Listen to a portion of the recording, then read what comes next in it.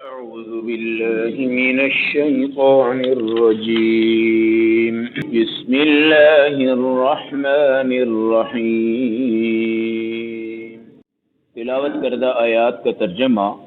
واللہ یعلم ما تسرون، اللہ تمہارے پوشیدہ باتیں، وما تعلنون، اور جو تم کھلم کھلا کرتے ہو سب کو جانتے ہیں۔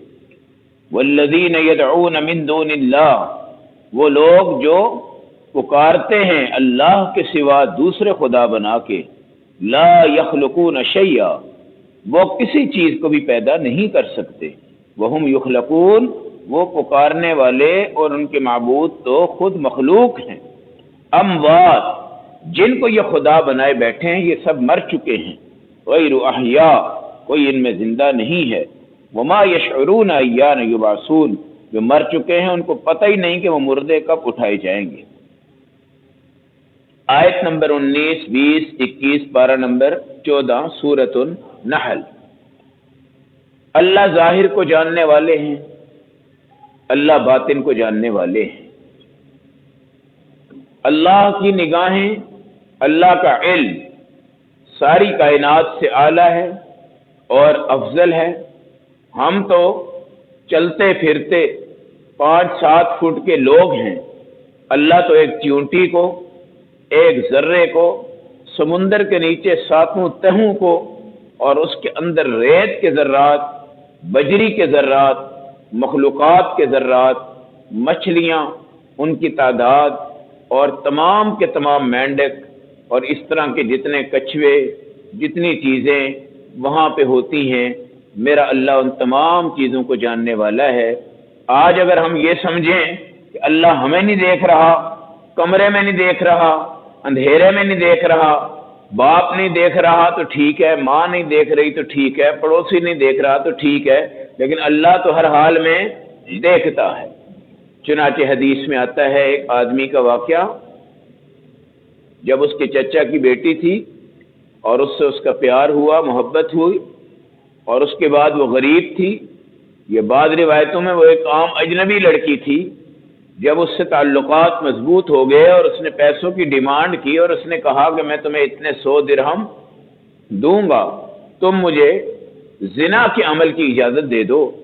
اجازت ہو گئی، پیسے بھی سامنے آ گئے، دروازے بند ہو گئے، کمرے بند ہو گئے، مگر اس بچی کے منہ سے یہ آواز جب نکلی، اتق اللہ، اللہ سے کیا کرنا بھائی، ڈر جانا، میں تجھے کچھ نہیں کہتی مگر اتق اللہ، اللہ سے ڈرنا۔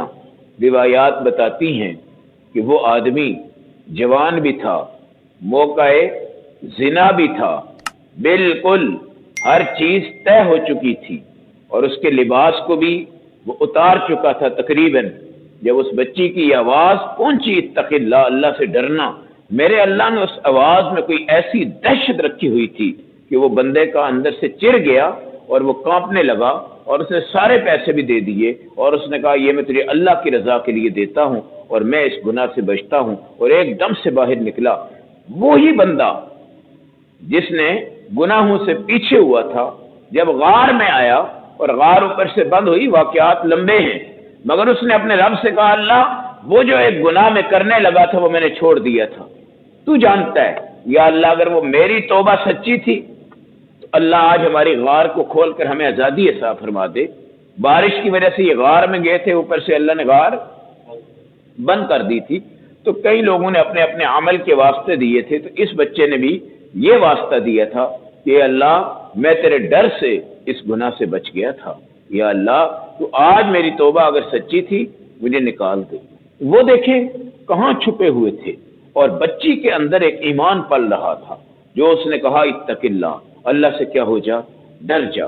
آج صرف سوچ اور ذہن اور فکر کی بات ہے کہ تم پولیس والوں سے، تم اپنے باپ سے، تم اپنی ماں سے، تم مالک مکان سے، تم جناب ججوں سے، وکیلوں سے، صدر سے، وزیر اعظم سے، فوج سے، آرمی سے ڈرتے ہو، اور اللہ کا ڈر تم نے پس پشت ڈال دیا ہے، اور تمہیں پتہ ہی نہیں ہے خوف اصل میں مخلوق کا نہیں ہے، خوف تو اصل میں کس کا ہونا چاہیے، خدا کا ہونا چاہیے۔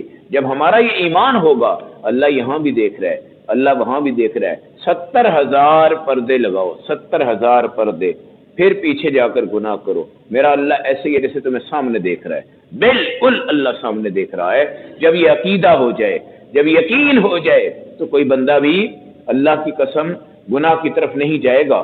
اور قرآن کہتا ہے والذین یدعون من دون اللہ لا یخلقون، اللہ کو چھوڑ کے مورتیاں، دیوتائیں، پریاں اور کئی لوگوں کو خدا بنا کے بیٹھنے والے اور ان کو پکارنے والے، ان سے یہ پوچھو لا یخلقون شیئا، جن کو تم خدا کہہ رہے ہو یہ ایک چیز بھی نہیں بنا سکتے، ایک گھاس کا تنکا آج تک اپنی محنت سے کوئی نہیں بنا سکا۔ سائنسدان جتنی بھی تحقیق کرتے ہیں وہ صرف خدا کی ان چیزوں کی گہرائی تک جاتے ہیں کہ یہ اس طرح پیدا ہوئی، کوشش کرتے ہیں، لیکن خالق کوئی نہیں ہے، خالق کوئی نہیں ہے۔ ایک گھاس کا تنکا بھی آج تک کوئی نہیں بنا سکا، نہ یہ کوئی بنا سکتا ہے جب تک میرے اللہ کا حکم نہ ہو۔ لا یخلقون شیئا، جب ایک گھاس کا تنکا تم نہیں بنا سکتے تو تم کیا سمجھتے ہو کہ جن مورتیوں کو تم خدا بنائے بیٹھے ہو اور ان کے جا کر مندروں میں عبادت کرتے ہو، تم کیا سمجھتے ہو خالق کائنات کے مقابلے میں یہ خدا ہو سکتے ہیں؟ یا انہوں نے کسی کائنات کو بنایا ہوا ہے؟ یا یہ بے جان چیزیں؟ اللہ کا خوف کرو، شرم کرو، غیرت کرو۔ وہ خدا کے بندو، تمہیں تو اپنی بہن کے ساتھ جب کوئی مرد دیکھتے ہو تو غیرت آتی ہے، بیوی کے ساتھ مرد دیکھتے ہو تو غیرت آتی ہے، بیٹی کے ساتھ مرد دیکھتے ہو تو غیرت آتی ہے، اور ہمارے اللہ کے ساتھ تم اپنے نقلی خدا بنا کے بیٹھے ہو۔ کیا ہمیں غیرت نہ آئے، ہمیں جوش نہ آئے؟ ہمیں تم سے تعلقات توڑنے ہیں، کیونکہ اللہ نے بھی تم سے تعلقات توڑے، نبیوں نے بھی تم سے تعلقات توڑے۔ شرک اتنی گندی، اتنی عظیم وبا ہے، یہ کرونا وائرس وغیرہ تو ہمارے گناہ کو مٹا رہے ہیں۔ یہ بیماریاں تو آج اللہ نے ہمیں اگر دے بھی دی ہیں، ہمارے گناہوں کو مٹا رہے ہیں۔ موت آ رہی تو شہادت کی آ رہی، مگر وہ جو شرک میں ڈوبے ہوئے ہیں، کیا ان کے اوپر یہ وبا نہیں ہے؟ کیا ان کے اوپر یہ فضا نہیں ہے؟ کیا ان کے اوپر یہ نظام نہیں ہے؟ اس لیے قرآن آپ کو کہہ رہا ہے یہ کچھ بھی نہیں کر سکتے، اموات، سارے مردہ ہیں، سارے مردہ ہیں۔ دیکھیں یہ ایک پتھر کا خدا جو اس نے بنایا ہوا ہے، یہ وہ مردہ ہے جس میں کبھی زندگی نہیں آ سکتی، یہ وہ مردہ ہے۔ اور مٹی کے بت بنائے ہوئے ہیں، پتھروں کے بنائے ہوئے ہیں، چمڑے کے بنائے ہوئے ہیں، مختلف چیزوں کے بت بنائے۔ اموات، یہ تو مردے ہیں، غیر احیاء، یہ زندے نہیں ہیں۔ اور کچھ وہ ہیں جن کو یہ خدا بناتے تھے، بابے پیر فقیر، بابے پیر فقیر، وہ بھی مر کے کہاں چلے گئے ہیں جی، وہ بھی مر کے قبروں میں جا چکے ہیں، اور ان کو انہوں نے خدا بنایا ہوا تھا۔ تو کچھ تو وہ ہیں جو پکے مرے ہوئے ہیں، جیسے یہ بت ہے پتھروں کے، کچھ وہ ہیں جو پہلے زندہ تھے پھر اب مر چکے ہیں، جن کو یہ خدا بناتے تھے، بابے پیر فقیر، جن کا عقیدہ یہ ہوتا تھا کہ ان کی دعاؤں سے، ان کے پاس جانے سے، ان کی ہاتھ حاضری سے، ان کی نظر کرم سے ہمارا یہ کام ہوا ہے، یہ کام ہوا ہے۔ شرک ہے، مگر خطرہ وہ ہے کہ جب شرک کو آپ شرک سمجھیں آپ بچ جائیں گے، لیکن اگر آپ شرک کو شرک ہی نہیں سمجھ رہے تو پھر آپ کیسے بچیں؟ لوگ کہتے ہیں جناب یہ شرک نہیں، یہ شرک نہیں ہے، بابوں کو پکارنا، ان سے حاجتیں مانگنا، ان سے منتیں مانگنا، ان سے فلاں چیز مانگنا، تو اس میں خطرناک طبقہ وہ ہوتا ہے جو کہے کہ یہ شرک ہے ہی نہیں۔ اور علماء بھی اس طرح کے کچھ جاہل طبقات میں شمار ہوتے ہیں جو اس طرح کے لوگوں کو شرک کی لائن میں نہیں لاتے، بالکل نہیں لاتے۔ یاد رکھیں، الحمدللہ آج اگر کوئی کسی بت کو سجدہ کرتا ہے تو مسلمان اس کو آواز ضرور دے دیتا ہے کہ بھئی یہ غلط ہے، اور یہ شکر ادا کرو کہ آپ اسلامک ملکوں میں ہیں، ورنہ وہ جو کافروں کے ملک ہیں وہاں تو آپ کا رہبر کوئی نہیں ہے، آپ کا رہنما کوئی نہیں ہے۔ کافروں کی دولت اور جسم کے بھوک میں، ہرس میں لوگ مرزائی بن جاتے ہیں، لوگ شیعہ بن جاتے ہیں، لوگ عیسائی بن جاتے ہیں، لوگ یہودی بن جاتے ہیں۔ کیوں؟ کہ ان کو دنیا کی لذت، دنیا کی عورت، دنیا کا زیور، دنیا کی دولت مل رہی ہے۔ تو امواتن، یہ تو مردہ ہے۔ اور تیسرا طبقہ وہ ہے جو ابھی زندہ ہے، ابھی ان کے پاؤں شاؤں لوگ پکڑ رہے ہیں جی، اور ان سے کہہ رہے ہیں جناب ہمارا کام کر دو، ہمارا کام کر دو، ہمارا کام کر دو، آپ ہی کر سکتے ہیں جناب، آپ کے علاوہ کوئی نہیں کر سکتا، آپ کی نظر کرم ہے، آپ سے بہت سے ہوئے ہیں، آپ سے بہت سے ہونے ہیں، بابا جی آپ نے جو کرنا ہے وہ کرنا ہے، آپ کے علاوہ کوئی نہیں کر سکتا۔ یہ بابے ابھی زندہ ہیں لیکن ابھی مرنا ہے، انہوں نے کچھ نے مرنا ہے، کچھ مر چکے ہیں، کچھ ایسے ہیں جو پکے مرے ہوئے ہیں۔ اموات ہیں تو یہ سارے ہی مرے ہوئے ہیں، تو یہ سارے ہی مرے ہوئے ہیں۔ دیکھیں قرآن نے ان کو زندہ بھی نہیں کہا اور ان کی کوئی عزت نہیں، کوئی شان نہیں۔ وما یشعرون ایان یبعثون، جو تمہارے بابے مر چکے ہیں ان کو یہ بھی نہیں پتا کہ یہ کب اٹھیں گے، ان کو یہ بھی نہیں پتا یہ کب اٹھیں گے۔ الحمدللہ ہمارا عقیدہ یہ ہے والبعث بعد الموت، ہم نے موت کے بعد اٹھنا ہے، پھر ہمارا حساب ہے، پھر حشر ہے، پھر میزان ہے، پھر حوض کوثر ہے، پھر پل صراط ہے، پھر جنت ہے، پھر جہنم ہے، اللہ کے نبی کی سفارشیں ہیں۔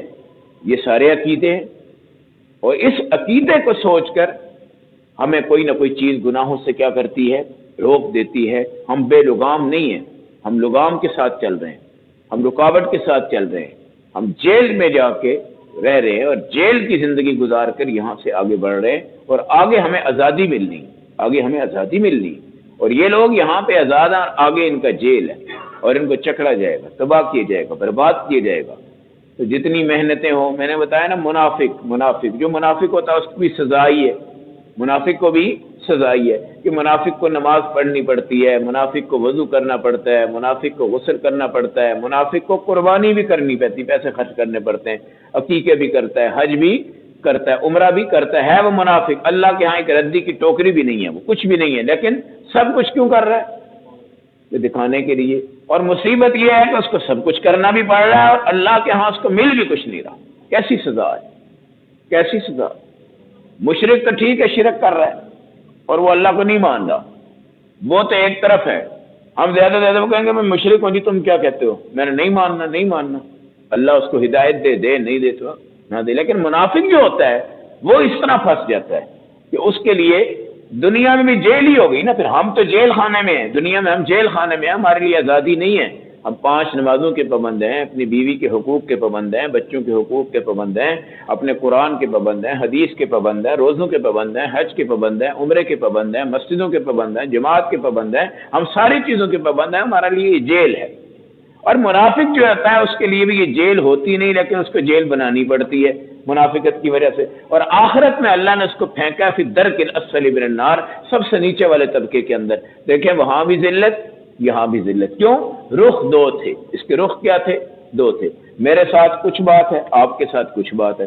اللہ نے دونوں رخ اس کے تباہ کیے ہیں، دنیا بھی آخرت بھی، دنیا بھی آخرت بھی۔ مشرک اپنی دنیا تو جیتا ہے، جتنی مرضی جیے، ٹھیک ہے۔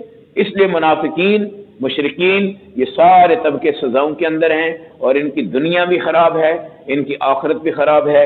اموات غیر احیاء، جن کو تم خدا بنا بیٹھے ہو، اب یہ سارے مر چکے ہیں، سارے جیسے جن ہیں۔ کئی لوگ جنوں کی پوجا کرتے ہیں، کئی لوگ کہتے ہیں کہ فرشتوں کو خدا کی بیٹیاں کہتے ہیں، فرشتوں کو خدا کی بیٹیاں۔ کئی حضرت عیسیٰ کو کیا کہتے ہیں؟ ابن اللہ، اللہ کی کیا ہیں؟ بیٹے ہیں۔ کئی یہودی جو ہیں وہ حضرت عزیر کو کیا کہتے ہیں؟ اللہ کے بیٹے۔ مریم کو کیا کہتے ہیں؟ یہ بھی خدا ہے۔ عقیدہ ہے تثلیث، یعنی 3 خداؤں کے قائل ہیں۔ اب بات یہ ہے کہ ان کے سارے خدا بھی اس وقت کہاں ہیں؟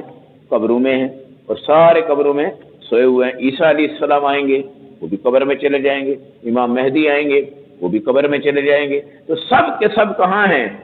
قبروں کے اندر جا چکے ہیں، اور یہ ان کو خدا بنا رہے ہیں۔ ان کو یہ بھی نہیں پتا کہ یار جو پہلے ہم نے بنایا تھا وہ پچھلے سال فارغ ہو گیا ہے، کوئی 10 سال پہلے فارغ ہو گیا ہے، کوئی بیچارہ فارغ ہونے والا ہے۔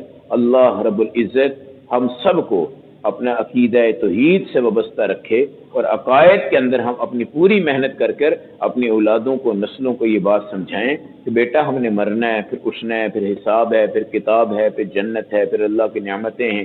اللہ ہم سب کو عمل و سمجھ کی توفیق عطا فرما دے۔ اللہم صلی اللہ